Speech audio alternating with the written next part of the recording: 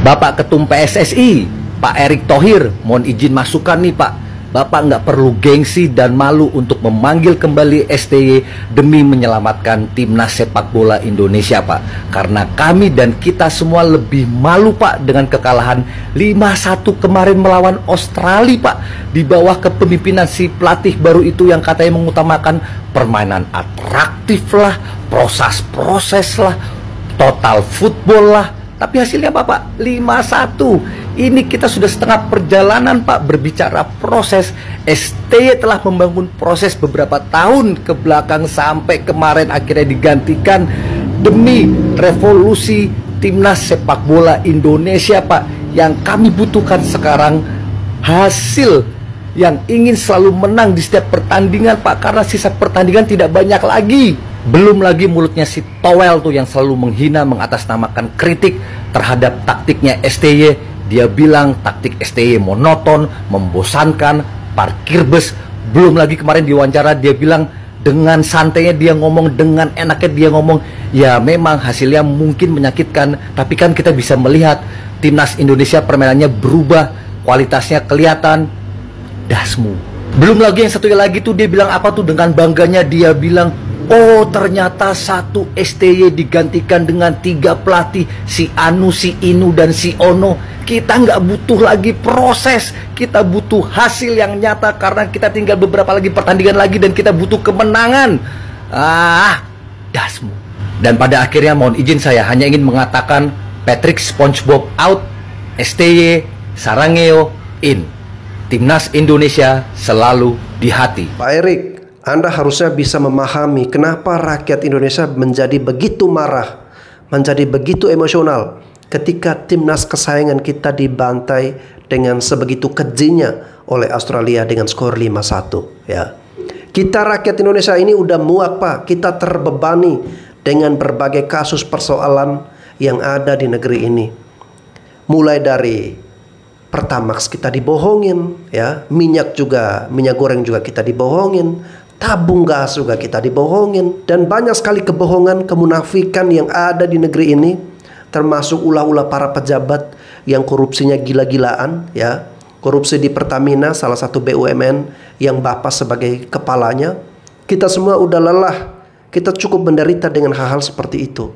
Oleh karena itu kita hanya berharap lewat sepak bola ini bisa memberikan hiburan, bisa memberikan harapan baru, membangkitkan nasionalisme yang selama ini udah sedikit demi sedikit memudar. Kenapa? Karena ketidakberesan para penguasa-penguasa negeri ini dalam mengelola Indonesia. Tolong berikan penghiburan berupa prestasi dari tim nasional, karena kita semua sudah bermimpi tinggi lihat timnas ini lolos ke Piala Dunia. Biar rasa muak, rasa capek kita akan ulah dari para koruptor-koruptor bangsa dan bajingan itu bisa sedikit demi sedikit terobati ya. Jadi Pak Erick, tolong wujudkan mimpi masyarakat Indonesia. Kita ingin lihat timnas kita ini tampil ke Piala Dunia dan jangan pernah main-main lagi ya. Seperti yang disampaikan netizen tadi, kita tidak butuh yang namanya proses, kita butuh hasil ya. Kita butuh hasil. Dear Bapak Erick Thohir, Pak, itulah pentingnya mendengarkan suara masyarakat juga, Pak. Gua aja ini ya, yang cuma sebagai FOMO bola waktu di zamannya STY, gua tuh semangat banget pokoknya ngikutin bola, ya. Teman-teman diaspora di luar negeri juga, negeri-negeri Taiwan, negeri Jepang, apa semuanya itu juga semangat pokoknya, ya, melihat kebangkitan sepak bola Indonesia, timnas kita. Aduh, ini tiba-tiba diganti, entahlah apapun alasannya itu Pak. Masyarakat itu kebanyakan nggak mengerti, ya. Makanya coba dijelasin dulu Pak secara gamblang alasannya Pak STY itu diganti apa. Momen-momen seperti ini itu ditungguin sama masyarakat. Buat apa? Buat dinyaho-nyahoin bapaknya. Jadi digini-giniin bapak.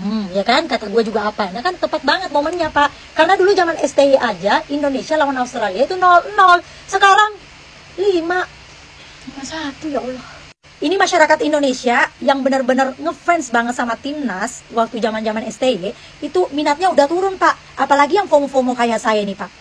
Udah nggak mau lagi nonton Pak. Udah ketebak pokoknya. Jadi kita itu udah ada prediksi juga Pak. Makanya Bapak coba mendengarkan loh isi hatinya masyarakat juga Pak. Didengerin ya.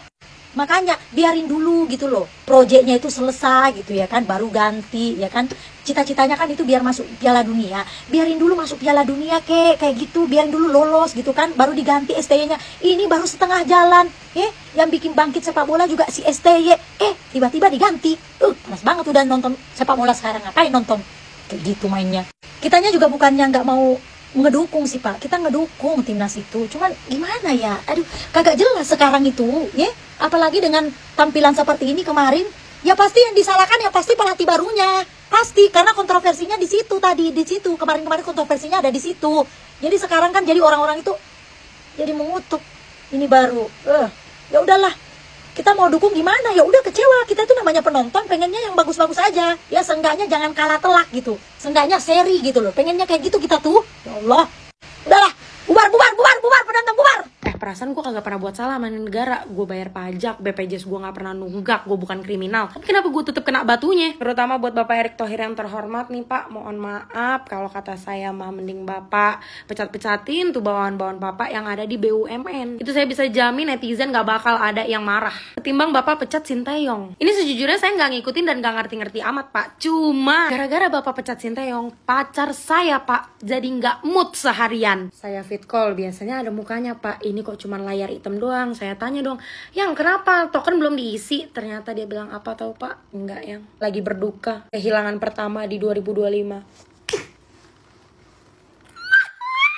Nyesek Pak hati saya, bukannya apa. Masalahnya kalau saya sakit nih Pak, yang sakit yang udah sampai gitu-gitu Pak, saya cerita ke dia, dia cuman bilang apa? Minum air anget. Minum air hangat. Coba Bapak bayangin, saya nih yang belahan jiwanya pacaran 5 tahun udah sakit yang begini, dia biasa aja. Kalau pacar saya bisa sampai segitunya sama Sinteyong, berarti seberapa besar cinta dia sama nih negara dibanding sama saya. Sakit. Lagian Bapak juga nih kenapa sih kagak ngasih aba-aba biar orang tuh siap-siap gitu. Masa nggak ada one more notice-nya? Bapak yang bikin keputusan, saya yang gedubrakan. Saya yakin juga bukan cuma saya yang ngerasain Pak. Pasti banyak banget di luar sana nih cewek-cewek yang di bad moodin sama cowoknya.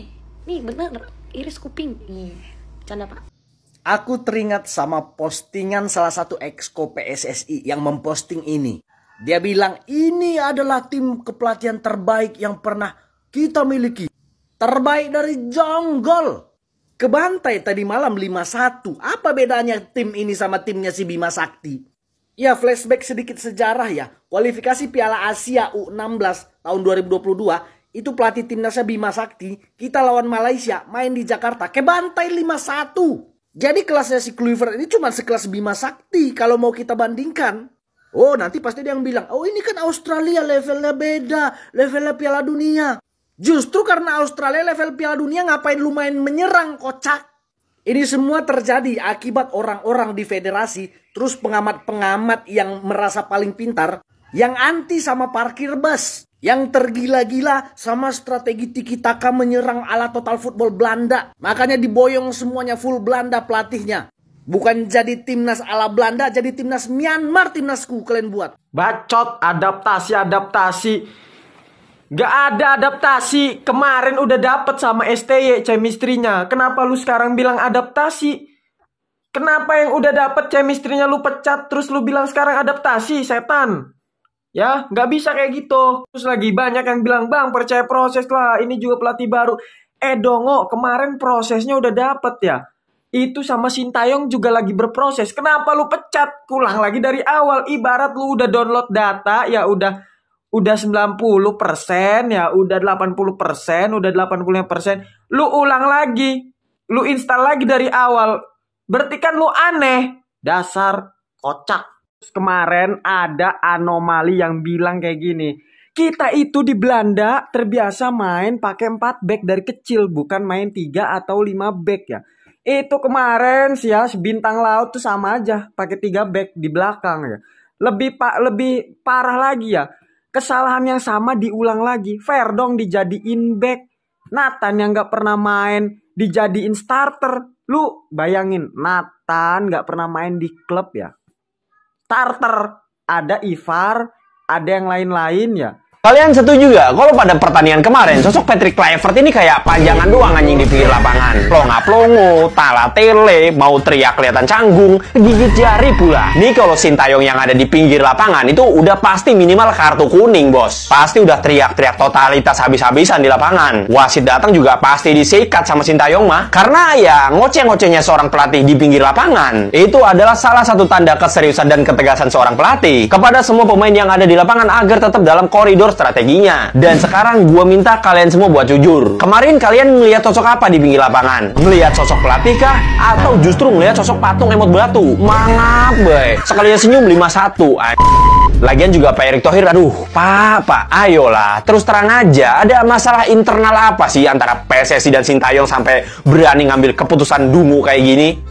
Oke guys, saya pribadi meskipun ini terdengar berat dan menyakitkan, saya masih bisa memaafkan Patrick Kluivert ya, karena ini baru satu pertandingan ya, kita melawan Australia dan Australia ini tidak bisa dianggap sebagai tim yang remeh yang mudah kita kalahkan.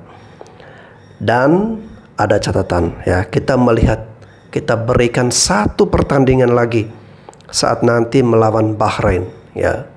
Jika nanti melawan Bahrain dan juga kita kalah, apalagi sampai dibantai, berarti ya tidak perlu babi bu lagi, tidak perlu berpikir panjang. Saat itu juga, detik itu juga, Pak Erick Thohir harus memecat Patrick Kluivert. Ya, ini nggak main-main. Ya. Orang ini bisa menghambat mimpi besar bangsa Indonesia, progres besar yang selama ini sudah dibangun dengan susah payah. Kita ingin tampil ke Piala Dunia, tapi dirusak, dihancurkan seketika oleh pelatih baru yakni Patrick Kluivert ya. Jadi kita berikan satu kesempatan lagi nih saat nanti berhadapan dengan Bahrain. Karena secara hitung-hitungan Bahrain ini dibawa dari Australia, dibawa jauh ya.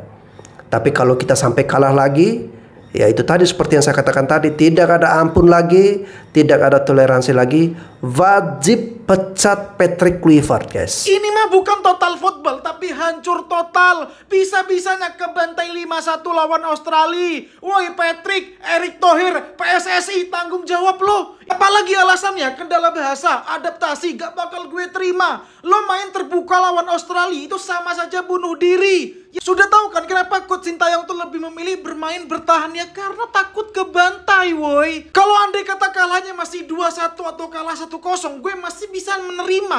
Lah ini kebantai 5-1 dengan kualitas pemain tuh bisa dibilang tuh cukup baik. Gue gak akan nyalahin pemain ya, karena gue melihat tadi semua pemain tuh kayak gak nyaman di posisi mereka masing-masing. Ini emang murni si Patrick itu emang aneh woi.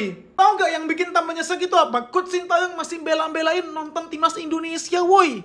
Dia membangun timnas Indonesia bukan dari nol ya, dari minus sampai sekarang, dan dihancurin dengan segampang itu ya, dengan pergantian pelatih yang udah gak jelas mainnya gimana gitu ya. Ini lawan Bahrain itu bener-bener harga mati. Kalau lawan Bahrain sampai seri apalagi sampai kalah ya, itu Patrick mending dipecat aja ya. Sintayong dan Patrick Kluivert, kalau teman-teman pernah belajar psikologi, ada karakter koleris, ada karakter pragmatis. Nah ini ada di dua karakter pelatih ini menurut saya ya.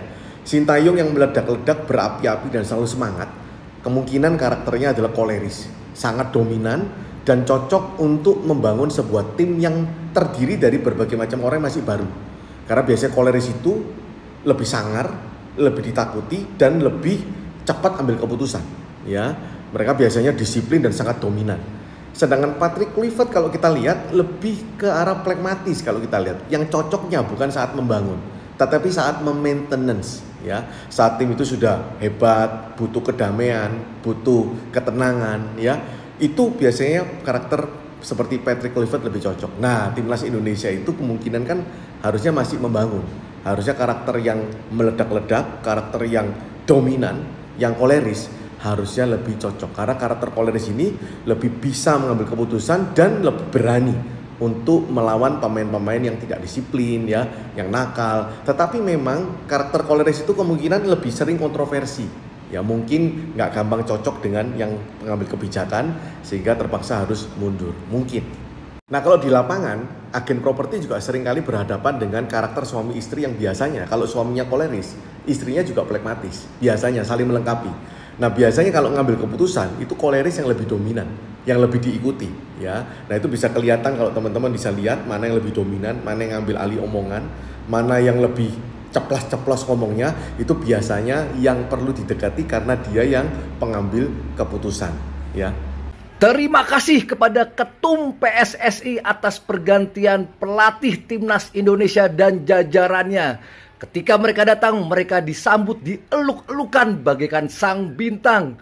Dan hari ini kami sangat menikmati total football, Pak. Benar-benar total, dan terima kasih atas solusinya. Solusi atas kendala bahasa, kendala dalam ruang ganti, kendala-kendala yang lainnya, kendala kebiasaan. Terima kasih Pak atas solusinya. Jujur dari hati yang paling dalam, tidak ada kesalahan sedikit pun dari pemain. Mereka telah berjuang mati-matian di lapangan. Dan terima kasih juga tuh kepada komentator-komentator. Siapa tuh si Well yang terus menghina atas nama kritik kepada STY. Ini kan yang kalian mau, ini kan yang lu mau, dan diduga mungkin juga ini kan yang kalian mau. Hai para juragan-juragan, ini kan yang kalian mau, ini kan yang kalian ingin lihat Timnas Indonesia seperti ini. Tapi kami secara pribadi tetap optimis Timnas Indonesia dikembalikan ke dalam bentuk sebelumnya.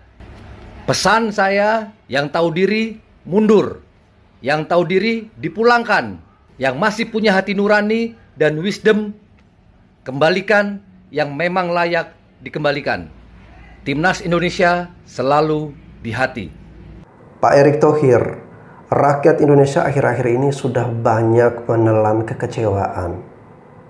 Ya, kita udah lelah, udah muak dengan kasus korupsi di tanah air kita. Baru-baru ini Pertamina, ya, yang merupakan salah satu dari BUMN yang dimana itu Bapak sebagai kepalanya di situ, korupsi gila-gilaan, ya. Kita pula ditipu, yang kita isi Pertamax ternyata itu adalah oplosan Pertalite. Dan masih banyak kasus-kasus lain yang kita sudah lelah. Kita merasa seakan kayak gimana guys ya, kayak udah berkurang rasa cinta kita terhadap negeri ini. Bahkan sampai ada hashtag kabur aja dulu. Banyak orang-orang yang memilih untuk ke luar negeri. Dan itu orang-orang pintar, orang-orang berpendidikan. Dan sekarang kita ingin agar semua kelelahan kita itu dibayar dengan prestasi dari timnas. Ya. Karena kita tahu sepak bola ini menyatukan kita semua. Memberikan kekuatan kepada kita semua. Dari Sabang sampai Merauke. Ya. Kita ingin melihat sepak bola ini maju.